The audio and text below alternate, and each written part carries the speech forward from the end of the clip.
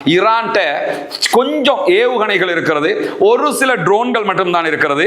நீண்ட காலம் இந்த யுத்தம் தொடர்ந்துச்சுன்னு சொல்லி சொன்னா ஈரான்ட்ட எதுவுமே மீயாது அப்படின்னு சொல்லி அதிபர் ட்ரம்ப் நேற்றைய தினம் சொல்லி இருந்தார். அமெரிக்காவுடைய அதிபர் இன்றைக்கு அதற்கு பதில் சொல்லி இருக்கிறது ஐஆர்ஜிசி. எங்க கிட்ட அப்படியெல்லாம் இருக்கும்னா நாங்க இந்த யுத்தத்தை தொடருவோமா, முதல்ல சரண்டர் ஆயிருக்க மாட்டோம், வந்து சமாதானம் பேசியிருக்க மாட்டோம், சமாதானமே வேணாம்னு நிற்கும் போதே தெரியலையா நாங்க எவ்வளவு ஸ்டடியா ஸ்ட்ராங்கா இருக்கிறோம்னு சொல்லின்னு இன்றைக்கு அவர் விடுத்திருக்கக்கூடிய அறிவிப்புகள்ல சொல்லி இருப்பதை நம்ம பார்க்க முடிகிற அதே நேரத்தில் 400க்கும் மேற்பட்ட அமெரிக்கன் போர்சஸ் படுகாயம் அடைந்திருக்கிறார்கள் இந்த யுத்தத்தில். இதெல்லாம் சொல்லலையேடா, நியூயார்க் டைம்ஸ் இன்றைக்கு போட்டு உடைத்திருக்கிறார்கள்.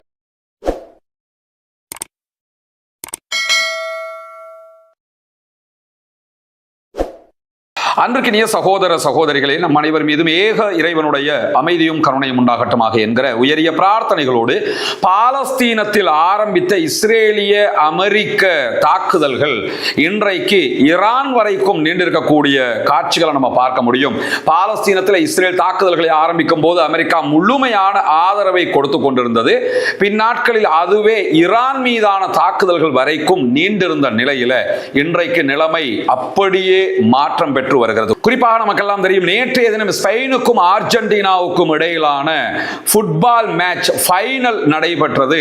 அந்த ஃபைனலே எப்படி இருந்ததுன்னு கேட்டா பாலஸ்தீனத்திற்கும் இஸ்ரேலுக்கும் இடையிலான வார் மாதிரி இருந்தது. காரணம் என்னன்னு கேட்டா அர்ஜென்டினா என்பது இஸ்ரேலிய ஆதரவாளர்கள், இஸ்ரேலால் ஆதரிக்கப்படுகிறவர்கள்.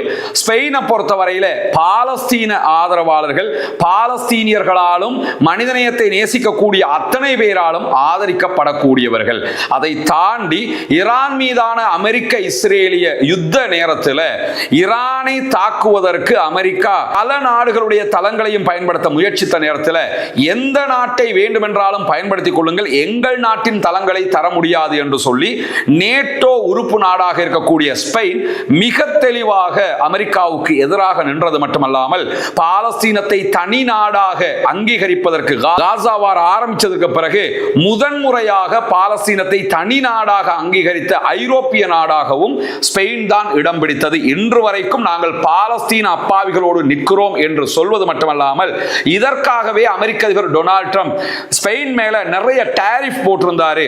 என்ன நீங்க வரிகளை விதித்தாலும் நாங்கள் பாலஸ்தீனர்கள் பக்கமே நிற்போம் என்பதில் உறுதியாக இருந்தது ஸ்பெயின். எனவேதான் நேற்றைய தினம் நீங்க பாத்தீங்கன்னா உலகம் முழுவதும் பாலஸ்தீன ஆதரவாளர்கள் ஸ்பெயின் பக்கமும் பாலஸ்தீன எதிர்ப்பாளர்கள் இஸ்ரேல் பக்கமும் இருந்த மாதிரியான ஒரு காட்சியை நம்ம பார்க்க முடியும்.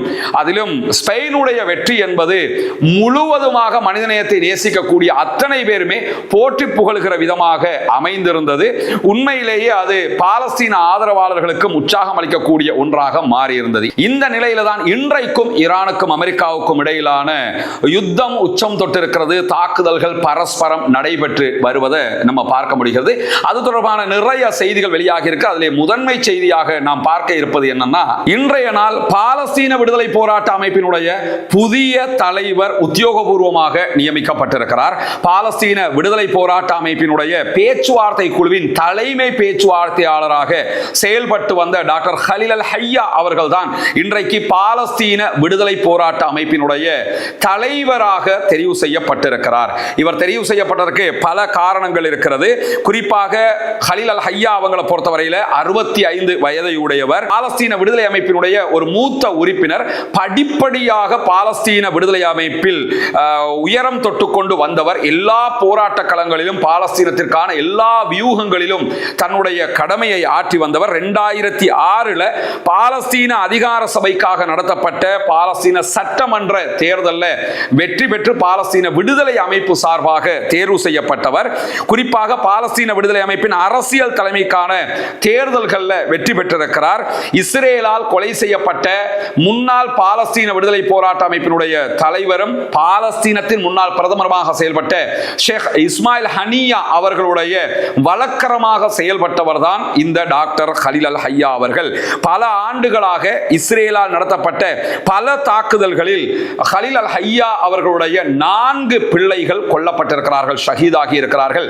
இறுதியாக கத்தர்ல பாலஸ்தீன விடுதலை அமைப்புக்கும் இஸ்ரேலுக்கும் இடையிலான சமாதான பேச்சுவார்த்தையினுடைய அங்கங்களை ஆய்வு செய்து கொண்டிருந்த நிலையில அதன் மீது இஸ்ரேலிய ஆக்கிரமிப்பு ராணுவம் தாக்குதல்களை நடத்தியது கத்தருக்குள்ளேயே. அந்த தாக்குதல்கள் அல்லாஹ்வினுடைய உதவியால் கலீல் அல் ஹையா உள்ளிட்ட பாலஸ்தீன விடுதலை அமைப்பின் தலைவர்கள் காப்பாற்றப்பட்டார்கள். ஆனாலும் அந்த தாக்குதலிலும் டாக்டர் கலீல் அல் ஹையா அவர்களுடைய கடைசி மகன் கொல்லப்பட்டார், ஷஹீதாக்கப்பட்டார் என்கிற அந்த செய்திகளை எல்லாம் நம்ம ஏற்கனவே பார்த்திருக்கிறோம். இந்த நிலையில தான் இவர் நிச்சயமாக ஒரு அரசியல்வாதி என்பதில் மாற்று கருத்தில்லை. ஆனால் அரசியல்வாதியாக இருந்தாலும் பாலஸ்தீன விடுதலை அமைப்பின் ராணுவ பிரிவாக இருக்கக்கூடிய இஸ்ஸத்தீன் அல் கஸ்ஸாமுடைய முழுவதுமான ஆதரவு பெற்ற ஒருவராக இவர் இருக்கிறார். இவர் சொன்னா அவங்க அட்டாக் பண்ணுவாங்க, இவர் சொன்னா அவங்க நிறுத்துவாங்க என்கிற அளவுக்கு பாலஸ்தீன விடுதலை அமைப்பினுடைய ராணுவ பிரிவினுடைய முழு அங்கீகாரமும் ஆதரவும் பெற்றவராகத்தான் இவர் இருக்கிறார். அதிலும் அக்டோபர் 2025 காசாவில் கொண்டு வரப்பட்ட யுத்த நிறுத்தத்தில் இவருடைய பங்கு அபரிமிதமானது. அதிலும் அவர் பாலஸ்தீன மக்களுக்கு மத்தியிலே வெகுவாக தன்னுடைய அபிமானத்தை, ஆதரவு தளத்தை உருவாக்கி இருக்கிறார். 2 தடவைகள் இவரை கொலை செய்வதற்கு இஸ்ரேல் முயற்சிகளை மேற்கொண்டிருக்கிறது. ஆனால் அல்ஹம்துலில்லாஹ், அல்லாஹ்வினுடைய உதவியால் இவர் தப்பித்திருக்கிறார், காப்பாற்றப்பட்டிருக்கிறார் என்கிற நிலையில தான் இஸ்ரேலுடைய பார்வையில் இவர் ஒரு கடும் போக்காளராக பார்க்கப்படுகிற அதே நேரத்தில் அரபு அரசாங்கங்களை விட, ஏன் துருக்கியை விட கூட ஈரானுக்கு இவர் நெருக்கமானவராக இஸ்ரேல் இன்றைக்கும் ஒரு முக்கிய இடத்தில் இவரை எதிர்த்தரப்பாக வைத்து பார்த்து கொண்டிருக்கிறது. ஏன்னா துருக்கி ஈரானுக்கு ரொம்ப நெருக்கம், அரபு நாடுகளில் கத்தர் ரொம்பவே நெருக்கம் ஈரானுக்கு, ஈராக்கு ரொம்பவே நெருக்கமாக இருக்கிறது, லெபனான் கூட ஈரானுக்கு ரொம்ப நெருக்கம், யமனிகள் அதை விட ரொம்ப நெருக்கம், ஹவுதீஸ்.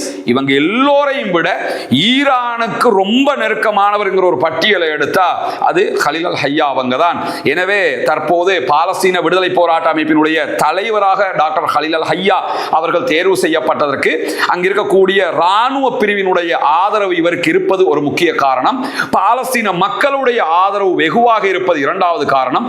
ஈரானுடைய ஆதரவு இவருக்கு இருப்பது மிக முக்கியமான 3வது காரணமாக பார்க்கப்படுகிறது. எனவே பாலஸ்தீன விடுதலை அமைப்பின் தற்போதைய தலைவராக டாக்டர் கலீல் அல் ஹையா அவர்கள் இஸ்மாயில் ஹனியாவுக்கு பிறகு உத்தியோகபூர்வமாக தேர்வு செய்யப்பட்டிருக்கிறார். அல்லாஹ்வுக்கே எல்லா புகழும்.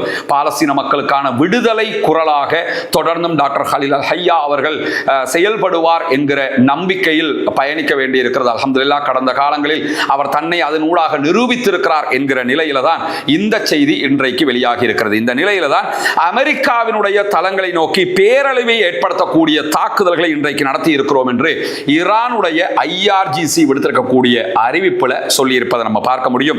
ஒரே நேரத்தில் 3 தாக்குதல்கள் மூலமாக அமெரிக்க ராணுவத்திற்கு தன்னுடைய கடற்படை கடுமையான அடிகளை கொடுத்திருக்கிறது என்கிற செய்திகளை IRGC இன்றைக்கு விடுத்திருக்கிறது. ஈரானுடைய இஸ்லாமிய புரட்சிகர காவலர் பிரிவு பஹ்ரைனில் இருக்கக்கூடிய அல் ஷகீர் விமான நிலையத்தில் இருந்த அமெரிக்காவுடைய ட்ரோன் பராமரிப்பு தளம், ட்ரோன் பழுதுபார்ப்பு தளம் ஆகிய 2 மீதும் இன்றைக்கு மிக கடுமையான தாக்குதல்களை நடத்தி இருப்பதாக IRGC அறிவித்திருக்கிறது. ஏன்னா அதெல்லாம் அமெரிக்காவினுடைய இதயம் மாதிரி இருக்கக்கூடிய ட்ரோன்களை வைக்கக்கூடிய இடம், ட்ரோன்களை பழுது பார்க்கக்கூடிய இடம்.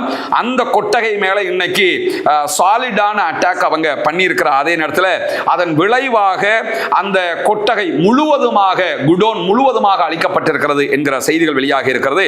அதே போன்று பஹ்ரைனில் இருக்கக்கூடிய சல்மான் துறைமுகத்தில் இருந்த அமெரிக்க கடற்படையினுடைய டாஸ்க் போர்ஸினுடைய 59 கப்பல் தயாரிப்பு குடோன்கள் இன்றைக்கு மிக கடுமையான தாக்குதலுக்கு உள்ளாகி இருக்கின்றன. அந்த குடோன் முழுவதுமாக அளிக்கப்பட்டிருக்கிறது என்கிற மகிழ்ச்சியான செய்திகள் வெளியாகி இருக்கிற அதே நேரத்தில் அந்த தாக்குதல்களை பற்றி IRGC விவரிக்கும் போது பேரழிவையும் பெரும் சோகத்தையும் ஏற்படுத்தக்கூடிய அளவுக்கு இந்த தாக்குதல்கள் இருந்தன என்று சொல்லியிருக்கிறது. அது மாதிரி தான் 3வது மிக கடுமையான தாக்குதல் குவைத்தில் இருக்கக்கூடிய அரிஃப் ஜான் தளத்தில் இருந்த அமெரிக்க கடற்படையினுடைய சிறப்பு படைகளுடைய குடோன்கள் மீது தாக்குதல் நடத்தப்பட்டிருக்கிறது. அந்த குடோன்கள் பற்றி எரிந்து கொண்டிருக்கிறது என்கிற செய்திகள் வெளியாகி இருக்கிறது. IRGC விடுத்திருக்கக்கூடிய அறிவிப்பில் இந்த செய்திகளை சொல்லி இருக்கிற அதே நேரத்தில் இந்த செய்தி செய்திகளை எல்லாம் சொல்லிட்டு ஐஆர்ஜிசி ஒரு முக்கியமான செய்தியை சொல்றாங்க. அந்த குத்தி காட்டி பேசுவாங்கல்ல, அது மாதிரி ஒரு செய்தியை சொல்லியிருக்கிறாங்க. என்னன்னா, ஈரான்ட்ட கொஞ்சம் ஏவுகணைகள் இருக்கிறது,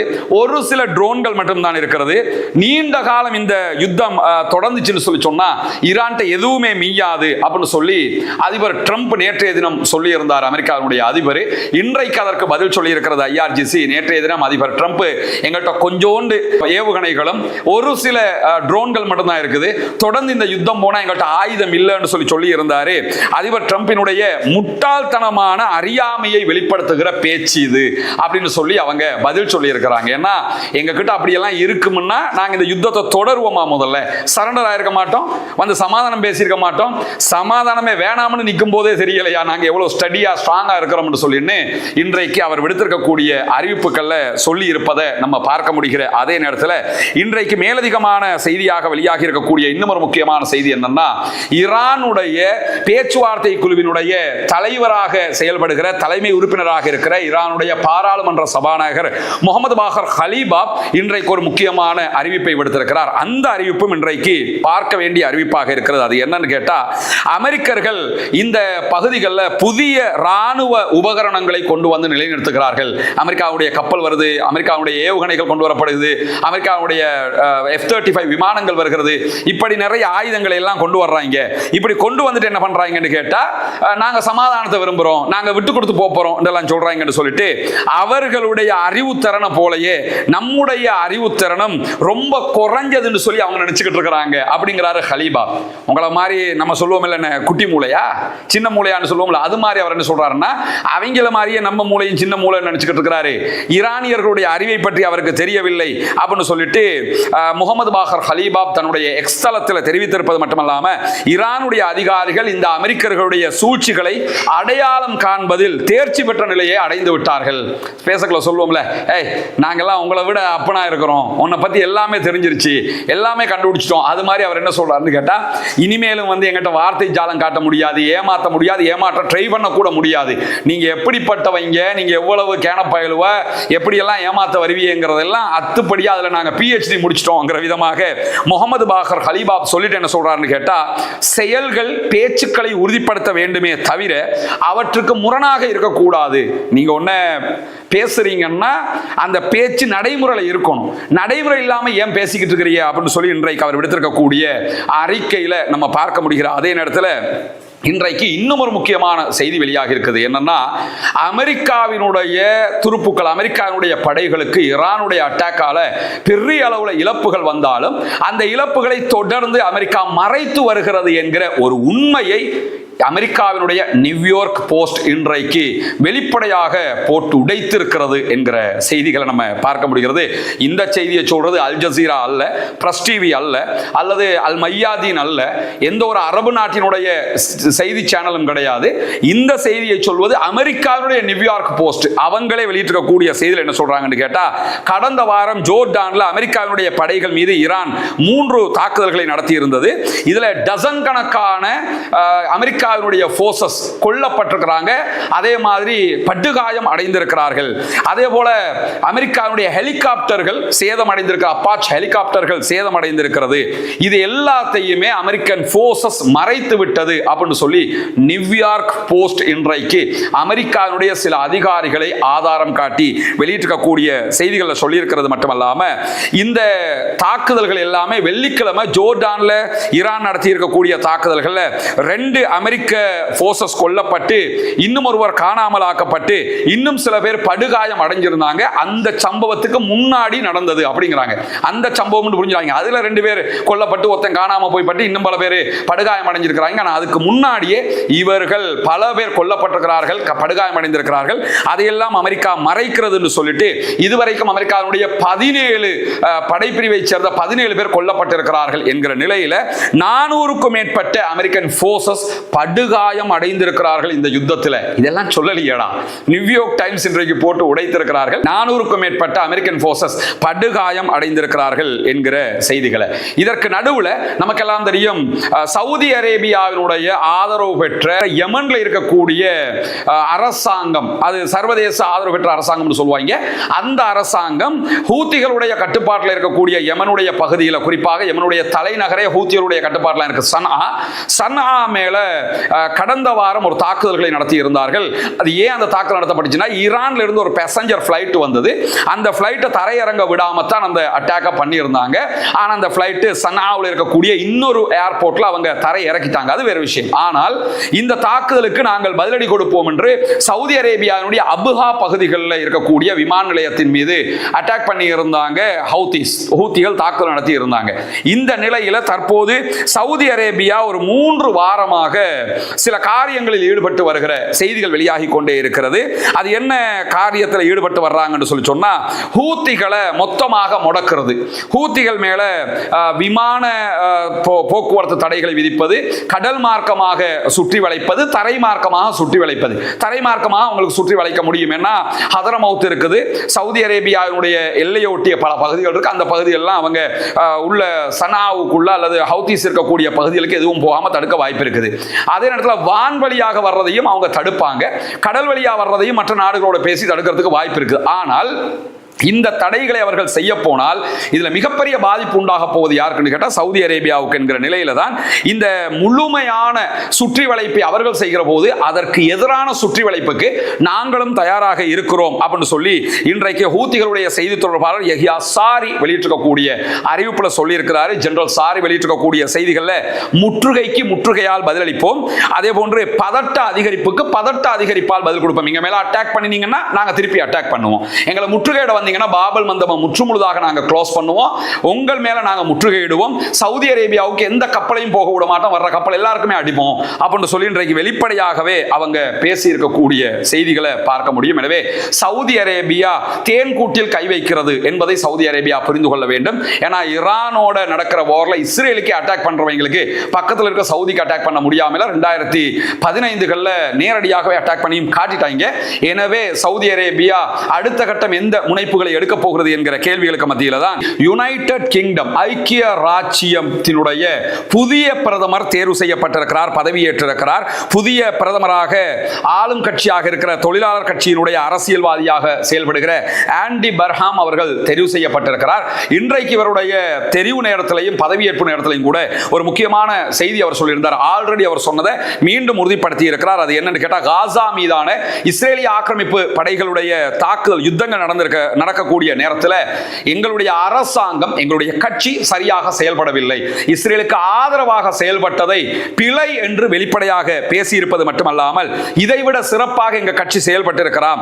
யுத்தம் குறித்த தன்னுடைய கட்சியின் நிலைப்பாட்டிற்காக இன்றைக்கு அவர் பகிரங்க மன்னிப்பை, ஜூலை மாசமும் மன்னிப்பு கேட்டாரு, இன்றைக்கும் பகிரங்க மன்னிப்பை கேட்டிருப்பது மட்டுமல்லாமல் இஸ்ரேல் மீதான ஐக்கிய ராச்சியத்தினுடைய அழுத்தத்தை அதிகரிப்பதாகவும் அறிவித்திருக்கிறார். இந்த தொழிலாளர் கட்சி ஆட்சிக்கு வந்த ஸ்டாமர் தலைமையில் கடந்த இந்த காசா வார் நடந்துகிட்டு இருக்கும் போது அவங்களால கட்டுப்படுத்த முடியாத நேரத்தில் கடைசியாக யூகே, இவங்க தான் பாலஸ்தீனத்துக்குள்ள இஸ்ரேலுங்கிற ஒரு நாட்டையே உருவாக்கினது, அவங்களே கடைசியில் இஸ்ரேலுக்கு எதிராக பாலஸ்தீனத்தை தனி நாடாக அங்கீகரித்தார்கள். அமெரிக்காவை தவிர ஐக்கிய நாடுகள் சபையில் இருக்கக்கூடிய, குறிப்பாக செக்யூரிட்டி கவுன்சில் இருக்கக்கூடிய மீதி 4 நாடுகளுமே பாலஸ்தீனத்தை தனி நாடாக அங்கீகரித்திருக்கிறது. அந்த வகையில் தற்போது